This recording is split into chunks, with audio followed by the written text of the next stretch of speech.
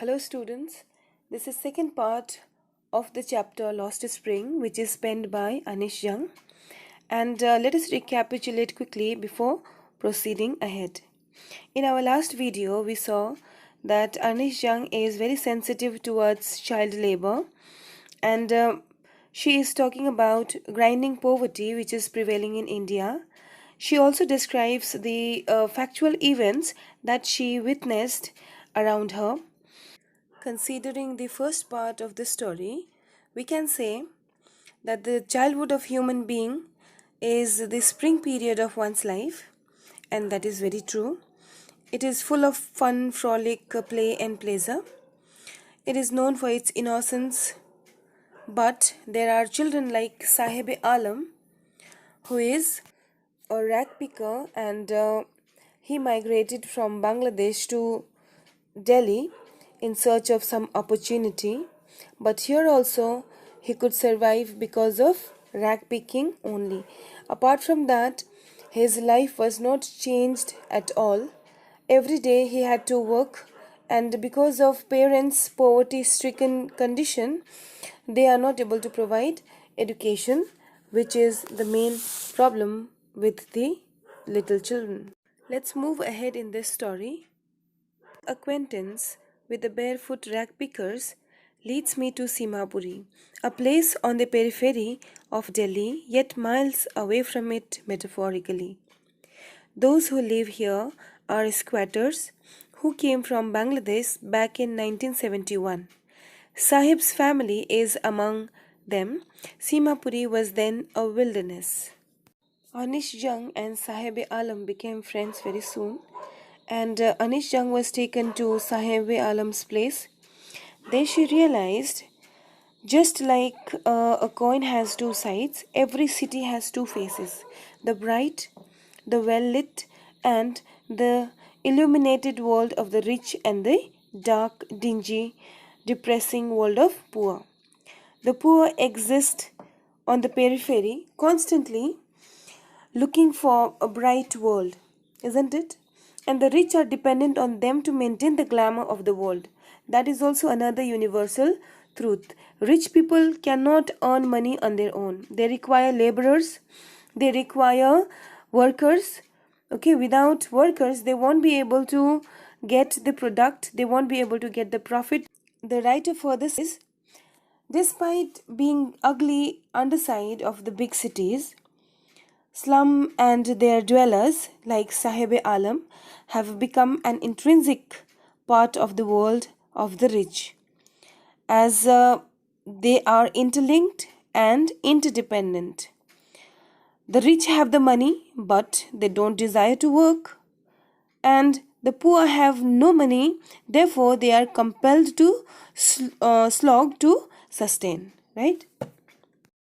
Students, through the eyes of Anish Jung, when we look into the life of Sahib Alam, we get to see that they live in a very unhygienic condition where there is no proper sanitation, there is no water, pure water, there is no electricity connection, and they are in abject poverty.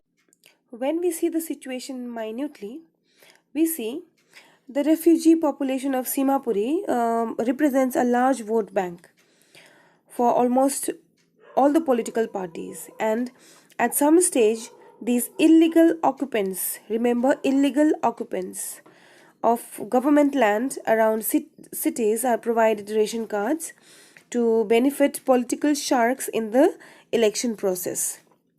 Remember, these ration cards are not given for identity but for getting votes from them.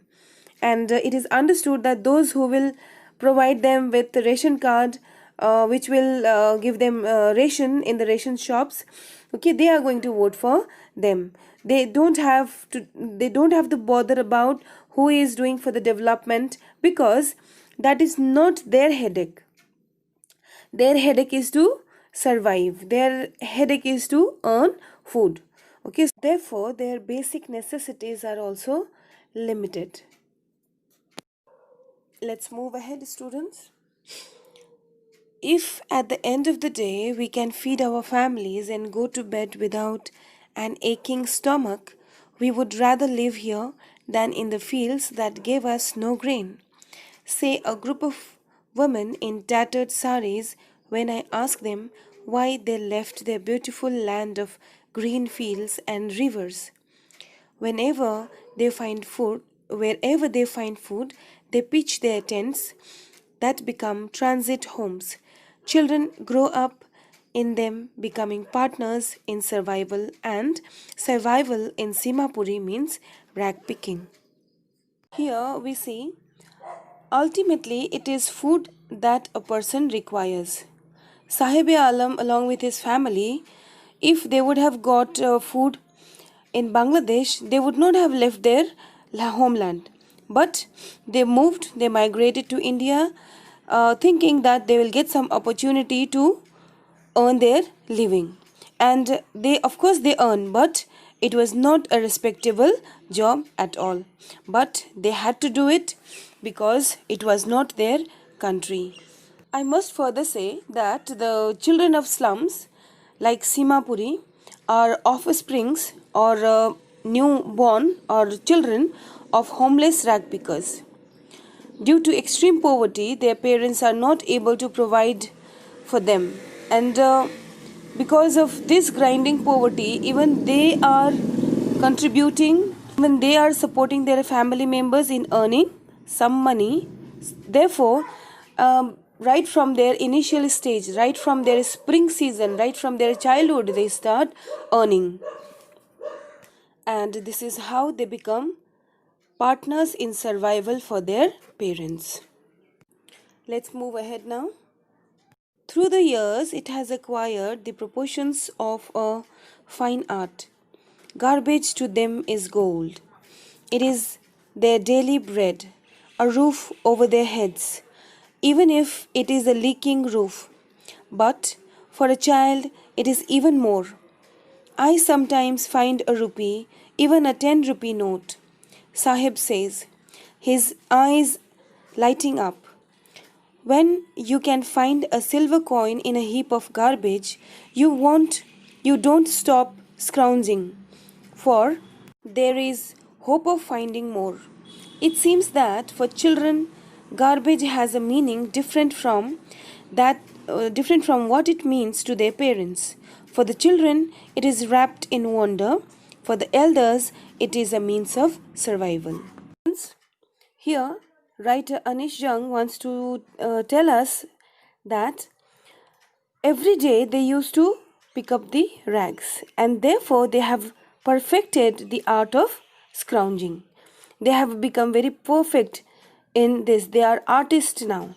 And here, this is a hyperbole again, because rag picking is compared with fine art. It is being exaggerated. Okay, that mere task of rag picking cannot be compared with art. Okay, but a writer is doing it, therefore it is hyperbole.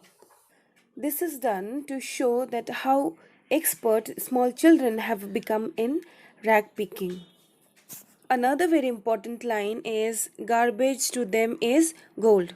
Students, if you remember, at the inception of this chapter, I told you all that garbage for them is gold. It is gold because they can find gold also, they can find any other thing which is valuable for them. Therefore, it is exaggeration. Therefore, it is hyperbole again. So, this line you must remember, garbage to them is gold, and gold signifies anything which is important for them. Because of this art of scrounging in the garbage, they are able to get food even though it is not nutritious and tasty. And because of this mere art, they are able to have roof above their head even though it is leaking. It means that something is better than nothing. But the utility of scrounging in the garbage does not stop here. It is not only for getting bread and roof above their head. It is something more for children. And what is it? I'll tell you. It is something which encourages them to search more in the garbage. It is a kind of game. when they get something very valuable, they want to search in the garbage more and more so that they can get more expensive things. Okay, so it is not only way of survival, but it is also a means of entertainment. It is also a way to make them cheerful, make them playful, and have fun and frolic. And when Sahib-e-Alam says so, his face lights up. It shows that he is extremely happy picking rags. And this is not his fault. It is not his fault because another world of education, another world of enlightenment is not shown to him. He has created a limitation to himself that some money he will find in the garbage, and he will be able to provide food and roof to his family members. Okay, that's it. Apart from that, he does not have any expectation and he does not have any hope also. Therefore, the writer says the definition of garbage to parents and to the children are different. For parent, it is a means of survival, it is a way of earning money, but for children, apart from earning money, it is entertainment, it is a game, it is a way of making themselves happy, etc. One winter morning, I see Sahib standing by the fenced gate of the Neverwood Club, watching two young men dressed in white playing tennis. I like the game, he hums, content to watch it standing behind the fence. I go inside when no one is around, he admits. The gatekeeper lets me use the swing. Sahib too is wearing tennis shoes, but that look strange over his discolored shirt and shorts. Someone gave them to me, he says, in a matter of an explanation. When we minutely observe Sahib-e-Alam, we find that he was extremely interested in studies. He wanted to get education. Not only that, he was interested in sports as well. Now here, the discarded tennis shoes with holes in their soles are a dream come true for Sahib-e-Alam. And it is for two reasons. Number one is, he did not have any shoes to wear. And number two, he was very fond of playing tennis. Though it was unlikely for him to get a chance to play the game. At least the shoes came to fulfill his dream partially. In his locality, there is a generous gatekeeper who allows Sahib-e-Alam to go inside the gate and use swing. Even though he is not able to play tennis, he can play swing and satisfy his desires. The fact that they are discarded shoes of some rich boy who perhaps refused to wear them because of a hole in one of them does not bother him. For one who has walked barefoot, even shoes with a hole is a dream come true. But the game he is watching so intently is out of his reach. Here it is revealed that some rich boy gave tennis shoes to Sahib. He gave them to Sahib because he did not want to wear them as there was a hole in one of them. The fact that there was a hole in one of them did not bother Sahib-e-Alam because till now he had been walking barefoot. Therefore, having a shoe was dream come true for Sahib-e-Alam, and it is better to have something in his feet than walking barefoot. Let's read out the last paragraph now. This morning, Sahib is on his way to the milk booth. In his hand is a steel canister. I now work in a tea stall down the road, he says, pointing in the distance. I'm paid 800 rupees and all my meals. Does he like the job? I ask. His face, I see, has lost the carefree look. The steel canister seems heavier than the plastic bag he would carry on lightly over his shoulder. The bag was his. The canister belongs to the man who owns the tea shop. Sahib is no longer his own master. finally Sahib-e-Alam had taken a conflicting step, and he had done this in order to provide a little bit more money to his family members. In rag picking, it was not sure that every day he will get money or something valuable, but here it is certain, in tea stall it is certain that he will be provided with the money and meals. But the problem was that he was not happy. It is because although the job at a tea stall provided him with a fixed monthly income, it had taken away privilege of being his own master. From being a free-spirited, carefree bird answerable to no one, he has become an overworked, unhappy child with no trace of childhood left in him. This was this has taken privilege of being his own master. Now he is bound to the job. He is burdened with the responsibilities. While picking rag, he was very much free. Okay, he was his own master, but now he was not. And finally, we see that he was unhappy, but it was good for him because a certain amount will be given to his parents. Students, we cannot be happy with the decision that Sahib-e-Alam had taken. It is because he has a long way to go. He has to get educated. He has to support his family members. He cannot be a chotu in a tea stall for entire life. He has to upgrade, isn't it? And this can be possible through education.